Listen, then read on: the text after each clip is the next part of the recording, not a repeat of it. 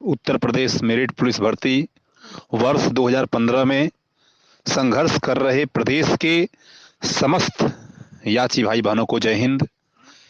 मित्रों, आप सभी लोगों को कई सूचनाओं से अवगत कराना है और बहुत से अभ्यर्थियों के फोन आ रहे थे। तमाम तरह तरह की जानकारी लोगों को देनी है और तमाम तरह तरह की बयानबाजी, तमाम तरह तरह के मैसेज, जिसका जो मन जो मर्जी ग्रुपों में प्रोवाइड किए जा रहे हैं। तो मैं सबसे पहले सभी समस्त भावी सिपाहियों को ये सुझाव देना चाहूँगा, आग्रह करना चाहूँगा कि आप सभी लोग एक मर्यादा के अंदर रहें। एक दूसरे के ऊपर आरोप प्रत्यारोप लगाना एक बहुत ओछल चीज़ है, एक राजनीतिक चीज़ है। क्या हम सभी लोग चुनाव लड़ने के लिए यहाँ पे नहीं इकट्ठा हुए हैं? हम लोग किसी पार्टी का समर्थन नहीं कर रहे हैं। हाँ, न तो किसी पार्टी का सपोर्ट कर रहे हैं, न तो किसी पार्टी का हम विरोध कर रहे हैं। हम लोग पार्टी नहीं हैं। हम लोगों की कोई पार्टी नहीं। यदि पार्टी है हम लोगों की तो सिर्फ एक पार्टी है, वो भारत है। हमारा उद्देश्य है कि उत्तर प्रदेश पुलिस में नियुक्ति लेना, सिलेक्शन लेना। तो हम सबका एक विजन है, एक उद्देश्य है। जब सबका विजन एक है तो हम सबके मत अलग अलग क्यों हो जाते हैं? इस बात, यह बात विचार करने वाली है। जितने अभ्यर्थी हैं, जितने कैंडिडेट हैं, सबका विजन एक ही है, सबका लक्ष्य एक ही है कि हम वर्दी को प्राप्त करेंगे। हाई कोर्ट में जिस प्रकार से हम लोगों ने देखा, क्या हुआ क्या नहीं हुआ, हमें बताने की बहुत ज़्यादा आवश्यकता नहीं है। आप सभी लोग उन बातों से भली भांति परिचित हैं, आप सबको अवगत है। और मैं जो बता रहा हूँ आप लोगों को, सुप्रीम कोर्ट में जो हम लोगों का मैटर चल रहा है, सुप्रीम कोर्ट में हम लोग इस आशा के साथ गए हैं कि वर्दी हमें मिलेगी। हम सबका विजन एक है। और अब मैं देखता हूँ अनाप शनाप की कमेंट, अनाप शनाप की बयानबाजी। कई लोग कहते हैं कि मतलब अब कुछ नहीं होने वाला है। मित्र, अब कुछ नहीं होने वाला है, इस आशा से आप यदि ग्रुप में पड़े हैं तो कहीं ना कहीं ये आपकी मानसिक दुर्बलता है। बहुत कुछ होने वाला, अब होने वाला है, ये मैं स्पष्ट बता रहा हूँ। भर्ती आपकी बहुत जल्द पूरा होने वाली है और मैं आप सबको एकदम क्लियर अवगत करा रहा हूँ कि 2022 जो जनवरी फरवरी महीना है, और यानी पहला और दूसरा महीना, इन्हीं महीनों में लगभग क्लियर कट हो जाएगा कि भर्ती एकदम इसकी दिशा साफ हो जाएगी। और हो भी गई है, लगभग लगभग हो गई है। जो 7 तारीख को हमारी डेट थी, 7 को बस नहीं हो पाई। इसका मेन कारण क्या था कि 7 को बस नहीं हो पाई? बहुत से अभ्यर्थी अभी भी इस बात को लेकर संशय में हैं। सबके संशय को मैं दूर कर रहा हूं। 7 से पहले सुप्रीम कोर्ट जो है 4 तारीख को सुचारू रूप से चलना शुरू हुआ। 4 से पहले लगभग 15 से 18 दिनों के अवकाश पर था सुप्रीम कोर्ट। 15 से 18 दिन की अवकाश की वजह से जो ज़्यादा वर्क हुए, ज़्यादा लोड हुआ सुप्रीम कोर्ट पर, और मतलब ज़्यादा काम हुए। और सबसे पहले मैं आप सभी लोगों को बता दूं कि जो हमारा निर्णय आया कि 7 को बस नहीं होगी, ये निर्णय 5 तारीख को आता है। 5 जनवरी को ये हमारा डेट शो होने लगा, 18 जनवरी का। तो इसके बारे में बता रहा हूँ आप लोगों को कि क्यों ऐसा हुआ।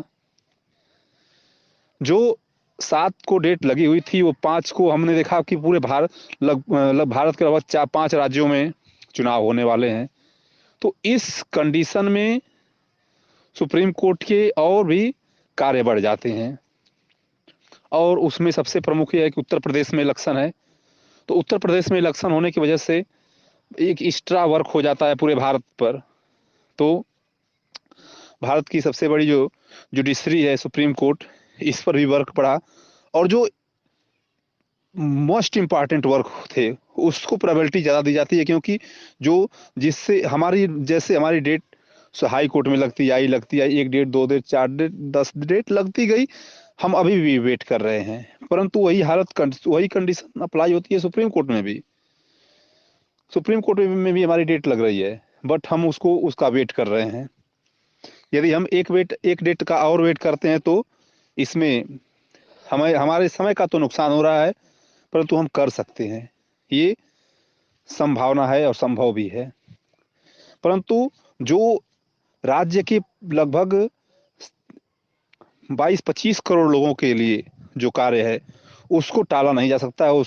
उसके लिए तुरंत तत्काल फैसला होता है और हुआ है।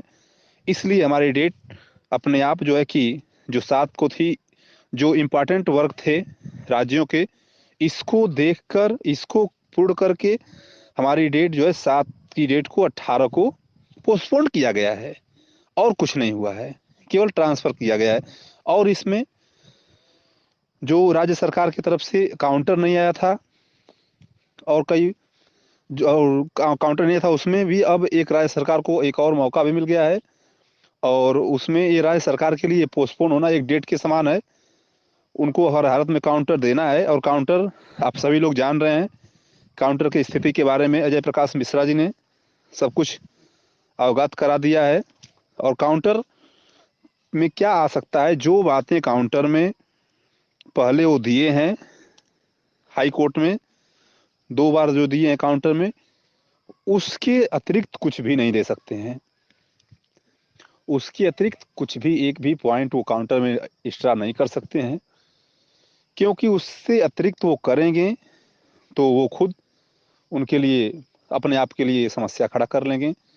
तो ऐसा वो कुछ नहीं करने वाले हैं। काउंटर जो पहला काउंटर है सेम काउंटर आप समझिए, और उस काउंटर की जो भी काउंटर आया हुआ है हाई कोर्ट में, उस पर यदि आप सभी लोगों को अवगत है कि क्या काउंटर आया हुआ है, तो आप लोग भी उसको रीड करें और उसके बारे में जानकारी इकट्ठा करें और क्या हम उस पर बेहतर कर सकते हैं, इस बात की आवश्यकता है, इसको जानने की ज़रूरत है।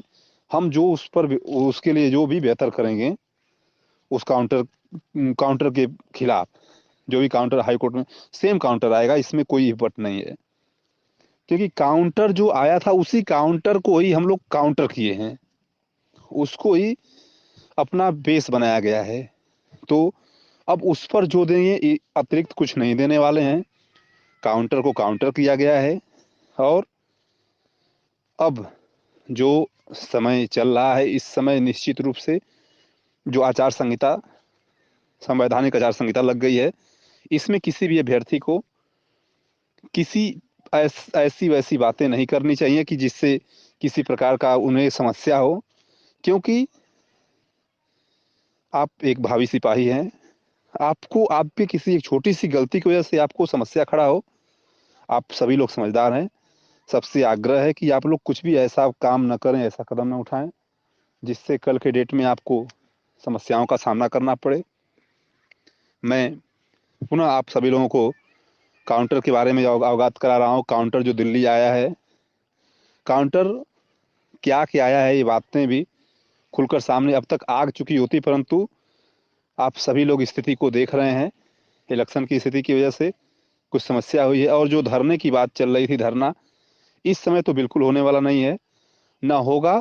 और आगे चलकर यदि स्थिति आई कुछ ऐसी वैसी तो धरना होगा भी, बट अभी आचार संहिता के दरमियान ऐसा कुछ भी संभव नहीं है। यदि धरना होगा तो निश्चित रूप से बाकायदे पहले हम गवर्नमेंट के जितने भी प्रोटोकॉल्स होते हैं, उसके लिए जितने कंडीशन होते हैं, हम संवैधानिक प्रक्रिया को पूरा करने के बाद अपनी मांग को एक समग्र याचियों के साथ में हम करेंगे। परंतु उसके लिए अभी उचित समय नहीं है, क्योंकि राज्य की व्यवस्था को भविष्य में हमें ही सुधारना है। हम भावी सिपाही हैं तो हमें ही सुधारना है। तो हम वर्तमान को बिगाड़ नहीं सकते। हमें एक आदर्श पुलिस वाला बनना है, न कि एक लोगों को भड़काने बकाने का काम नहीं करना है। तो हम पुनः आप सभी लोगों को बता रहा हूँ कि ये भर्ती प्रक्रिया बहुत जल्द समाप्त होने वाली है और इस भर्ती प्रक्रिया को समाप्त करने के लिए एक बहुत बड़े चेहरे की ज़रूरत है, जो एडवोकेट की ज़रूरत है, बहुत बड़े ओहदे के वकील की ज़रूरत है। और उस वकील को जो भी नाम आप लोगों ने देखा है सुप्रीम कोर्ट में, जो टॉप क्वालिटी के वकील हैं, जो टॉप किस्म के वकील हैं, इन वकीलों में से आप सभी लोग अपनी सहमति से नाम टिक करके बता सकते हैं या कमेंट करके बता सकते हैं आप लोगों को जानकारी कैसी लगी इसको बता सकते हैं। और मैं आप लोगों को अवगत करा रहा हूं कि जो भी आगे चलकर खबर मिलने वाली है 2 3 दिन या फिर 15 16 तक आप लोग इंतजार कर लीजिए। 15 16 तक में भी जो 1 2 पॉइंट यदि एक्स्ट्रा होगा काउंटर का तो उसको भी बता दिया जाएगा। बट अभी थोड़ा सा वेट कर लीजिए। सभी जानकारी को आप लोगों के सामने एकदम दूध की दूध पानी की पानी की तरह, दूध का दूध पानी का पानी कर दिया जाएगा। साफ साफ सब कुछ बता दिया जाएगा। और मैं आप लोगों को बता रहा हूं कि यह भर्ती, एक बार फिर से रिपीट कर रहा हूं कि यह भर्ती अब और लंबे समय तक चलने वाली नहीं है। भर्ती प्रक्रिया को समाप्त होने का समय आ गया है। और एक बार फिर से मैं बता रहा हूं कि जो भी आर्डर आएगा, कुछ अभी कहना तो उचित नहीं है, परंतु जो हमारी प्रेयर है उसके आधार पे जो बनेगा कि याचियों के पक्ष में आएगा। ये सभी समस्त कैंडिडेट को वर्दी मिलना तय है, 100% श्योर है। समस्त याचियों को एक बार फिर से जय हिंद, जय भारत, बहुत बहुत धन्यवाद।